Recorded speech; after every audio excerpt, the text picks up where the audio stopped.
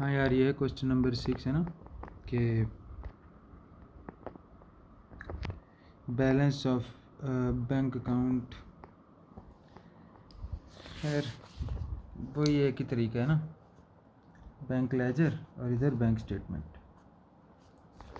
तो कह रहे कि balance of bank account as per cash book जो है वो है 35,000 डेबिट। ठीक है, कैश बुक मतलब बैंक लेजर, 35,000 डेबिट मतलब 35,000 ये है पॉजिटिव है। फिर वो कह रहा है balance as per bank statement is 32,500 credit. अच्छा ठीक है, अब बैंक स्टेटमेंट के अंदर क्रेडिट है 32,500, तो बैंक स्टेटमेंट में क्रेडिट पॉजिटिव होता है, बैंक लेजर में डेबिट पॉजिटिव होता है, दोनों positive. Difference is clear difference is explained as uncredited lodgements of 2500 not included in the statement. वो कहता है जी 2500 की अनक्रेडिटेड लॉजमेंट्स जो हैं वो इंक्लूड नहीं हुई। अब अनक्रेडिटेड लॉजमेंट्स बैंक स्टेटमेंट में प्लस होती हैं माइनस होती हैं? बताओ, प्लस होती हैं, ठीक है ना। What is the amount of bank balance to be reported in the statement of financial position. वो कहते हैं बैंक बैलेंस क्या होगा जो फाइनेंशियल स्टेटमेंट में जाता है। अच्छा, अब अगर मेरी पहली 2 वीडियोस देखी हैं तो याद होगा कि फाइनेंशियल जो स्टेटमेंट होती है उसके अंदर कौन सा बैलेंस जाता है। ये मैं आखिरी बार दिखा रहा हूँ बस। तो ठीक है, मैंने कहा था एक बैंक लेजर में अनएडजस्टेड होता है, बैंक स्टेटमेंट में अनएडजस्टेड होता है, फिर हम गलतियाँ ठीक करते हैं, एक एडजस्टेड बैलेंस निकलता है, इसकी गलतियाँ ठीक करते हैं, एडजस्टेड बैलेंस निकलते हैं, ये दोनों बराबर होते हैं, एक डेबिट होता है एक क्रेडिट होता है। और ये जो बैलेंस होता है ना, ये जाता है बैलेंस शीट में, यानी एक तरह से फाइनेंशियल स्टेटमेंट में। फाइनेंशियल स्टेटमेंट के अंदर बैलेंस शीट होती है और इनकम स्टेटमेंट, तो ठीक है ना। तो बेसिकली हमने ये फाइंड करना है। अच्छा, अब कैसे, हमारे पास यहाँ दिया हुआ है 32,500, क्लियर है ना बात। प्लस करो 2500, कितना आएगा, ये आ जाएगा 3,500, सॉरी 35,000। ये 32,500 है, 2,500 किया 35,000। अब जो बैलेंस चाहिए होगा वो यहाँ पर होगा। ये पॉजिटिव है मतलब ये क्रेडिट है, ये पॉजिटिव है मतलब ये डेबिट है। तो आ गया जी। अब देखो 35,000, ये दो ऑप्शन है। ओवरड्राफ्ट का क्या मतलब होता है, माइनस माइनस है नहीं, कैश एट बैंक का क्या मतलब है, पॉजिटिव है। तो यही इसका आंसर होगा। क्लियर है बात।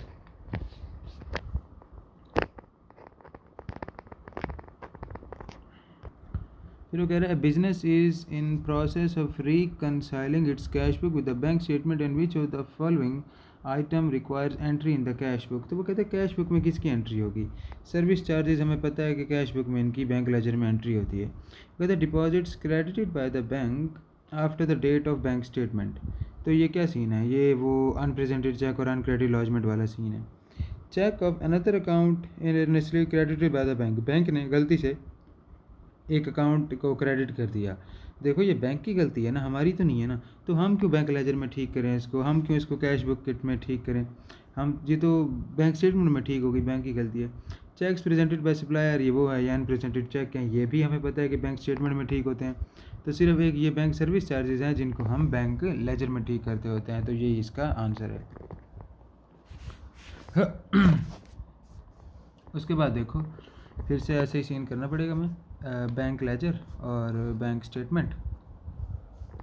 वगैरह business is in process of preparing its bank reconciliation statement, balance of cash book did not agree with balance in bank statement and following info available. वो कहते हैं balance as per cash book before comparing with the bank statement is 11,000 debit. ठीक है, cash book का balance कितना है, 11,000 debit, मतलब positive है। आउटस्टैंडिंग चेक्स क्या आई हैं, ये इस तरफ माइनस होते हैं, ऐसा है या नहीं। आउटस्टैंडिंग लॉजमेंट्स, ये वही अनक्रेडिटेड लॉजमेंट्स, ये इस तरफ क्या होंगी, प्लस। बैंक चार्जेस किस तरफ होते हैं, इस तरफ माइनस नहीं होते, फार्मूला याद करो। इंटरेस्ट इनकम इस तरफ प्लस होती है। कोई मज़ीद एक्सप्लेन करने की ज़रूरत है। वो कहते हैं बैलेंस बताओ हमें बैंक स्टेटमेंट का। अच्छा ठीक है, ठीक है। अच्छा पता क्या है, अभी मैं एक बात समझाता हूँ बहरहाल। हमें पूछ रहा है बैलेंस बताओ बैंक स्टेटमेंट का। तो इस बारी पहले हम हमेशा यहाँ से फाइंड करके यहाँ जाते थे, तो इस बारी हम यहाँ से फाइंड करके यहाँ जाएंगे। 11,000 है, प्लस किया 100 तो कितना हो गया 11,100, माइनस किया तो मतलब यहाँ आ जाएगा 11,050। ऐसा है या नहीं? जो यहाँ होगा वही यहाँ पे होगा, 11,050। अब यही आंसर है? नहीं। क्यों? क्यों? वो कह रहे हैं मैं बताओ balance as per bank statement, ठीक है, लेकिन कौन सा बैलेंस? एडजस्टेड बैलेंस या अनएडजस्टेड बैलेंस? यहाँ पे क्या लिखा हुआ है? सिर्फ बैलेंस पूछ रहा है वो बैंक स्टेटमेंट की। अच्छा देखो, हमने पिछला सवाल किया था और पिछले सवाल के अंदर उसने हमें कहा था कि यार हमें ना स्टेटमेंट ऑफ फाइनेंशियल पोजीशन में जो जाता है वो बताओ। हमें पता है कि वो बैंक लेजर का एडजस्टेड ही जाता है, बात ख़त्म। उससे पहले उसने हमें क्या कहा? उसने हमसे एडजस्टमेंट्स पूछ ली थी, फिर उसने हमसे करेक्टेड बैलेंस पूछ लिया था। करेक्टेड बैलेंस का क्या मतलब है? Adjusted balance. इस तरह से पिछले सवालों में भी ऐसे ही किया था उसने। हाँ, what is the correct balance, ठीक है ना? अच्छा, यहाँ पे वो कह रहे हैं balance as per bank statement, क्या करेक्टेड बैलेंस, एडजस्टेड बैलेंस या अनएडजस्टेड बैलेंस, ठीक है। इसका पता क्या सिनेरियो है? अगर वो पूरे क्वेश्चन में बता ही नहीं रहा हमें कि कौन सा बैलेंस जो है वो हमने फाइंड करना है, तो जो बैलेंस उसने दिया हुआ होगा बैंक लेजर का, वही बैलेंस हमने फाइंड करना है बैंक स्टेटमेंट का। सवाल के अंदर इसका जो बैलेंस होगा वही हमने इसका फाइंड करना है, अगर वो कुछ नहीं बोल रहा तो। अब देखो, उसने हमें बैंक लेजर का कौन सा बैलेंस दिया है? उसने हमें पहला पहला पॉइंट बताया कि balance as per cash book before comparing the bank statement 11,000 debit, ये रहा। अब ये अनएडजस्टेड है या एडजस्टेड है? ये अनएडजस्टेड है, मतलब जो हमें बैंक स्टेटमेंट का बैलेंस फाइंड करना है, क्योंकि सवाल में कुछ नहीं बोल रहा, वो भी अनएडजस्टेड ही फाइंड करना है। क्लियर है? क्लियर है? आ जाएगी समझ यार जब सवाल करोगे तो। हमारे पास एडजस्टेड बैलेंस आ गए, अब हमने इससे पीछे जाना है। अब देखो ना, अब हमने क्या करना है? पीछे जाना है, पीछे, ठीक है। कैसे पीछे कैसे जाएंगे? वैसे तो खुद की कॉमन सेंस होगी, लेकिन ये तरीका है कि भाई 11,050 है। अब हम पीछे जा रहे हैं, ठीक है, आगे नहीं आ रहे कि हमने अनएडजस्टेड एडजस्टेड पे नहीं आना। अब हमने जो एडजस्टमेंट्स हैं इन्हीं को ख़त्म करना है। प्लस हो रहा है 1,200, माइनस कर दो। प्लस हो रहा है 15, सॉरी माइनस हो रहा है 1,550, प्लस कर दो। 11,400 पॉजिटिव, 11,400 पॉजिटिव, ये। अब पॉजिटिव क्या मतलब है? बैंक स्टेटमेंट में पॉजिटिव बैलेंस कौन सा होता है? Credit balance. ये आ गया 11,400 क्रेडिट, ये आंसर आ गया। इस चीज़ की समझ आई है ना कि क्या किया है? अब देखो ना यार, 11,400 में से आप ये माइनस करोगे, ये प्लस करोगे, यही आ जाएगा। और अगर आप उल्टा जाना चाहते हो तो फिर इसको माइनस करना, इसको प्लस करना, फिर ये आ जाएगा। जिस तरीके से भी जाओ खुद जाओ। अब हमें पता है कि A plus B plus C answer आता है ये डी। और अगर हमारे पास ऐसे मिसाल के तौर पे ए प्लस बी प्लस सी अगर डी आ रहा है, तो उन्होंने क्या दिया हुआ है? हमें डी दिया हुआ है। हमारे पास सी भी है, हमारे पास बी भी है, तो हमने क्या फाइंड करना है? ए फाइंड करना है। तो कैसे करेंगे? A is equal to D minus B minus C, ऐसे ही करेंगे ना। तो हमने वही किया है। वो अलग बात है कि ये माइनस है तो ये प्लस हो जाएगा, मतलब बात समझो। ज़्यादा छठी क्लास पे तो नहीं पहुंच गया मैं, खैर। उसके बाद देखो क्वेश्चन नंबर 9, जाहिर है कि तरीका है। वो कहता है जी, business received a bank statement, जो हमें क्रेडिट बैलेंस बता रही है 7,400 का। क्रेडिट बैलेंस बैंक स्टेटमेंट में पॉजिटिव होता है। फिर है जी, वो कहता है on investigation its accountant discovered that statement doesn't show cheques received from the customer of 16,200। अच्छा जी, चेक्स जो हैं वो कस्टमर से रिसीव हुए हैं 16,200 के। ये क्या है? अनप्रेजेंटेड चेक है, अनक्रेडिटेड लॉजमेंट है फ्रॉम कस्टमर। ज़ाहिर सी बात है कि ये क्या है? ये अनक्रेडिटेड लॉजमेंट है। क्लियर है बात या नहीं? कितना भला? 16,200। तो 16,200 अनक्रेडिटेड लॉजमेंट क्या होती है? प्लस नहीं होती। फिर वो हमसे पूछ रहा है जी, and some cheques payment to supplier से याद करो। अनप्रेजेंटेड चेक माइनस नहीं होगा। वो कहते हैं bank statement also shows charges of 250 which has not been recorded in the bank ledger. वो कहते हैं 250 के चार्जेस हैं लेकिन उसने लेजर में नहीं लिखे, तो लिख दो। अच्छा, जब बैंक चार्जेस को हम लेजर में किस तरह से लिखते हैं? माइनस नहीं करते यार, बैंक चार्जेस भूल गए हो, पहला पेज याद नहीं किया ना। फिर what is a current balance as per cash book. ठीक है, कैश बुक हमसे बैलेंस पूछ रहा है, लेकिन कौन सा balance? Current balance. Current balance का क्या मतलब होगा? कुछ समझ नहीं आ रहा ना? तो फिर देखो कि बैलेंस कैश बुक का पूछ रहा है, तो फिर हम क्या करते हैं पिछले सवाल की तरह, हम देखते हैं कि बैंक स्टेटमेंट बुक का उसने कौन सा बैलेंस दिया है। 7,400, ठीक है। तो फिर अनएडजस्टेड दिया ना, तो इसका मतलब वो हमसे बैंक लेजर का भी अनएडजस्टेड पूछ रहे हैं। क्लियर है बात? अब हम कैसे जाएंगे? हम जाएंगे ऐसे, हम पहले इसको सॉल्व करके ये फाइंड करेंगे, फिर जो होगा वो यही होगा, फिर इसके अंदर इसको हम ऐड करेंगे और हमारे पास अनएडजस्टेड आ जाएगा। क्लियर है बात?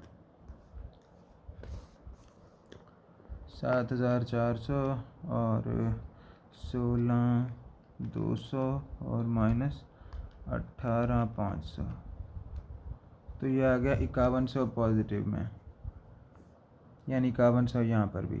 अब हमने अनएडजस्टेड फाइंड करना है, तो 5100 ये माइनस 250 है, तो हम प्लस 250 कर देंगे, जो कि आ गया 5350 पॉजिटिव में, यानी 5350 डेबिट। क्लियर है? क्लियर है? आ गया ये। खैर, इसे अगला सवाल देखें, और उसका सीन यही है कि यार बैंक लेजर और बैंक स्टेटमेंट। अबे यार,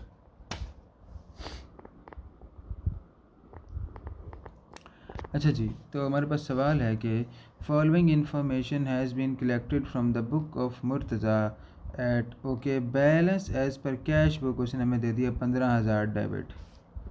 ठीक है, फिर वो कहते हैं हमें पता चले ऑन स्क्रूटनी अनप्रेजेंटेड चेक्स हैं कुछ 2500 के। मैं जो कर रहा हूँ अब उसको एक्सप्लेन करने की ज़रूरत नहीं है। अनक्रेडिटेड लॉजमेंट है कितनी है बोला? 1500 की। बैंक चार्जेस हैं 200 के। बैंक डेबिट्स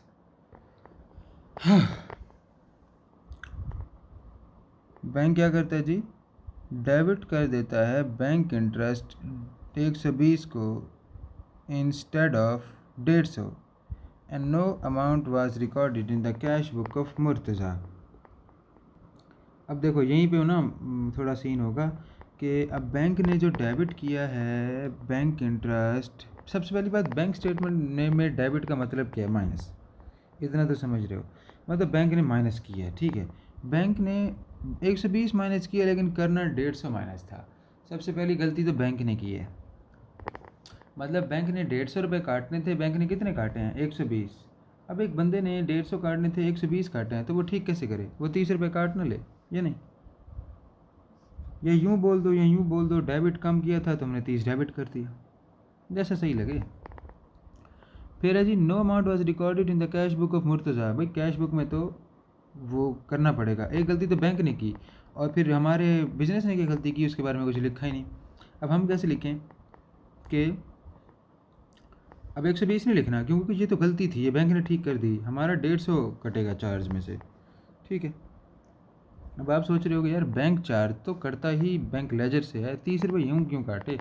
वो ठीक है यार, लेकिन बात यह है कि बैंक ने गलती की थी कि बैंक ने ये काटे, लेकिन बैंक ने कम काट दिए पैसे, तो उसने अपनी गलती ठीक की। ऐसा नहीं है कि बैंक चार्जेस हम यहाँ लिख रहे हैं, बैंक चार्जेस तो यहीं लिखेंगे 150। अच्छा, फिर कहता है it was found that receipt of 1500 was recorded on the cash sorry on the credit side of cash book. Receipt है एक और एक है पेमेंट,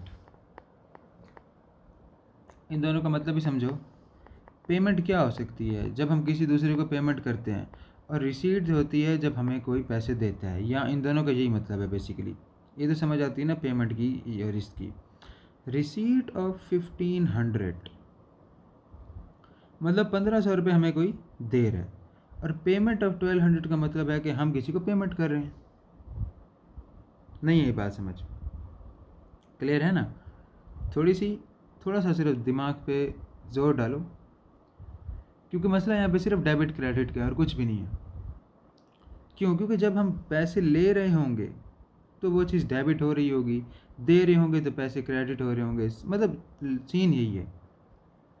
अच्छा, अब देखो ना, पेमेंट सॉरी रिसीट है 1500 की, मतलब हमें पैसे मिल रहे हैं 1500 के, और हमने वो कैश बुक के लिख दिया क्रेडिट साइड पर।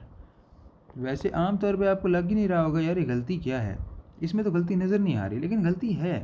क्यों? क्योंकि रिसीट होता है हमें पैसे मिलना, और जब हमें मिलते हैं तो हम कैश को डेबिट करते हैं। तो बैंक लेजर में क्रेडिट कैसे लिख दिया? बैंक लेजर में क्रेडिट कैसे लिख दिया? ये गलती क्यों कर दी? अब याद करो उसी एग्जाम्पल को जो कि मैंने वो दुकान वाली बताई थी,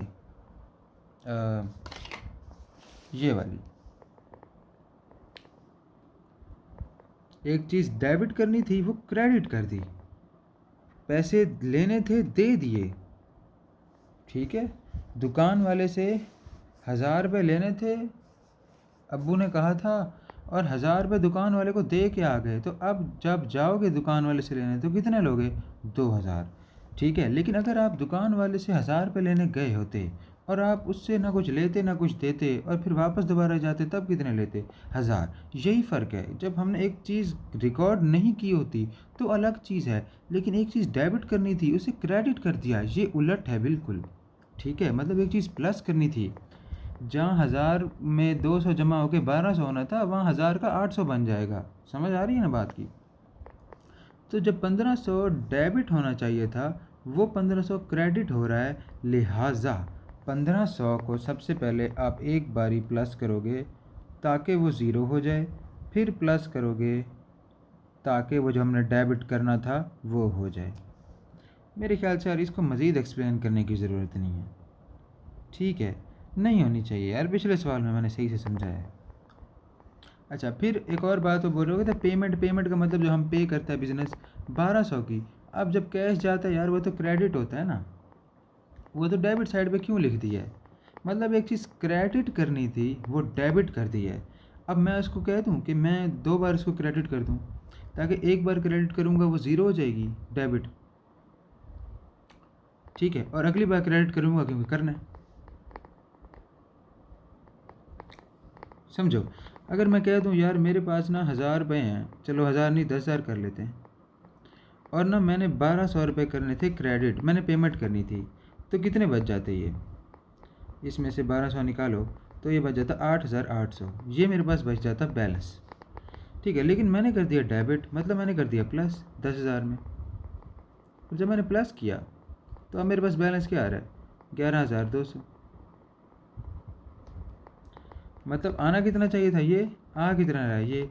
अब जब इसको मैं वापस इसमें ले आऊँगा तो एक बारी तो मैं ये वाला 1200 माइनस करूँगा, फिर एक बारी ये वाला 1200 माइनस करूँगा, और तब जाके ये आएगा। ठीक इसी तरह से अगर हमने क्रेडिट करना था 1200, तो सबसे पहले तो मैं माइनस करूँगा जो मैंने डेबिट किया है वो, फिर मैं माइनस करूँगा जो मैंने करना है। क्लियर?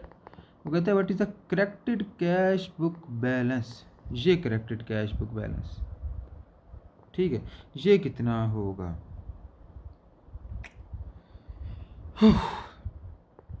चलो फाइंड कर लेते हैं। 15,000 minus 200 minus 150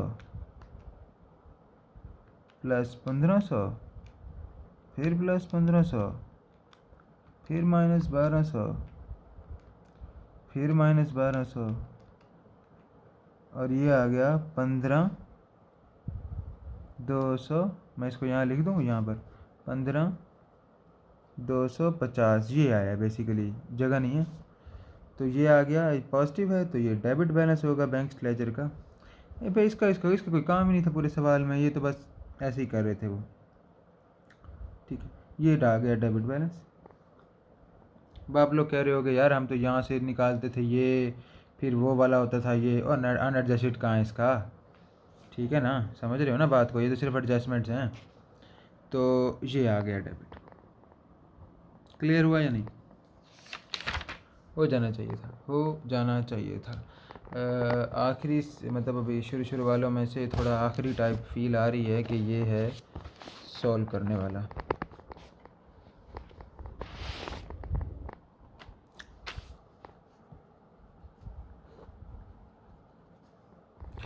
bank statement shows a balance of 4000 in credit. Bank statement में क्रेडिट पॉजिटिव होता। On examining the bank statement, it is found that check of 600 deposited in the bank as per cash book, not yet on the bank statement, and the checks of 1000 issued out but not yet appeared on the bank statement. ये वही चीज़ें हो रही हैं, ठीक है। Unrepresented cheque और uncredited lodgement. अब हमने ना सबसे अहम जो चीज़ है वो ये देखनी है, इनमें अनप्रेजेंटेड चेक्स कौन से हैं, अनक्रेडिटेड लॉजमेंट्स कौन से हैं। वो कह रहा है जी चेक है 600 रुपये का, बैंक में डिपॉजिट करवा दिया, लेकिन अभी तक वो बैंक स्टेटमेंट में लिखे नहीं गए। सोचो, हमने पैसे डिपॉजिट करवाए हैं, है ना, ऐसा है ना, 600 डिपॉजिट हुआ है। किस सिचुएशन में पैसे डिपॉजिट होते हैं? जब हमें कस्टमर से मिलते हैं पैसे तो बैंक में जाते हैं हमारे, या जब हम सप्लायर को पैसे देते हैं तो वो हमारे बैंक में पैसे जमा करवाता है। भला सप्लायर बैंक में करवाएगा जमा, वो डिपॉजिट करवाएगा, वो तो निकलवाएगा यार। तो ये है from customer uncredited lodgement. Plus करो। फिर वो कह रहा है जी and cheques of 1000 issued out but not yet appeared. अच्छा, 1000 रुपये का जो चेक है वो इशू हो गया है। सप्लायर साहब को कहा था यार ये 1000 रुपये का चेक जो है बैंक स्टेटमेंट में जमा करवा के पैसे ले लो, तो हमारे बैंक से इशू हो गया है। सिर्फ थोड़े से सोचने की बात है, समझ आ रही है कि ये अनप्रेजेंटेड चेक है। इशू और डिपॉजिट के लफ्ज़ नहीं बता दिए।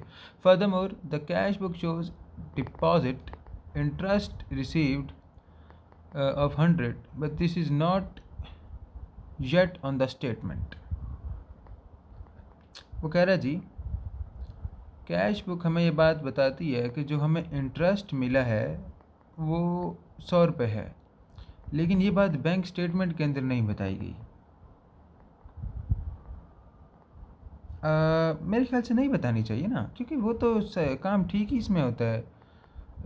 ये तो एडजस्टमेंट बैंक लेजर में होती है। अभी हम इसको नहीं करते कुछ, ठीक है, देखते हैं क्या सीन बनता है। This was duly communicated to its bank this was duly communicated to the bank and is to be considered as an omission by the bank. What is balance as per cash book.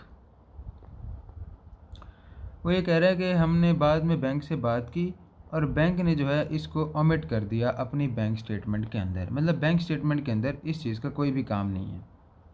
Clear है। At the end हमसे वो पूछता है कि balance as per cash book क्या है। सबसे पहली बात तो ये है कि यहाँ पर ना कैश बुक जो है वो हमें इंटरेस्ट रिसीट बता रही है 200 का, लेकिन जब बैंक से बात हुई है तो उसने इस चीज़ को बिल्कुल ही ओमिट कर दिया है। मतलब जो हमें बैंक जो इंटरेस्ट रिसीव हो रहा है 100 का जो हमें इंटरेस्ट रिसीव हो रहा था। अच्छा, इंटरेस्ट जब हमें रिसीव होता है इनकम, तो वो डेबिट होती है या क्रेडिट होती है? इनकम नहीं, बैंक लेजर के अंदर वो डेबिट होगी क्रेडिट होगी? वो डेबिट होती है ना, हमें पता है वो प्लस होती है 100। लेकिन वो कह रहे हैं जब हमने बात की ना उन्होंने बाद में, तो बैंक ने इस एंट्री को ही ख़त्म कर दिया, ओमिट कर दिया है। मतलब जो ये 100 प्लस होना था वो ये माइनस हो गया। अब 2 बारी माइनस करूँ, 1 बारी? हाँ, एक ही बारी करना ना यार, क्योंकि एक बार प्लस हो रहा था तो हमने माइनस करके 0 कर दिया है। ऐसा नहीं है कि बैंक ने वापस पैसे ले लिए हैं, बस बैंक ने ओमिट कर दिया एंट्री। अच्छा जी, what is the balance as per cash book. कौन सा बैलेंस? Adjusted unadjusted? देखो जी हमें नहीं पता। फिर बैंक स्टेटमेंट में कौन सा दिया हुआ था? अनएडजस्टेड दिया हुआ था बैंक स्टेटमेंट का, तो इसका भी अनएडजस्टेड चाहिए। तो जी फाइंड करो। 4000 में से 1000 गया, 3000 में से 600 प्लस करें, 3600, 3600 इधर, 3600 इधर। ठीक है, अब हमने ऑपोजिट जाना है 3600। अब हम जब ऑपोजिट जाते हैं तो ये प्लस होगा, तो ये आ जाएगा 3700। और पॉजिटिव है मतलब बैंक लेजर का डेबिट बैलेंस। यहाँ डेबिट क्रेडिट पूछा ही नहीं है, बात ख़त्म। क्लियर हो गया। उसके बाद ये कुछ आ गए हैं, वो आ गए थ्योरी वाले।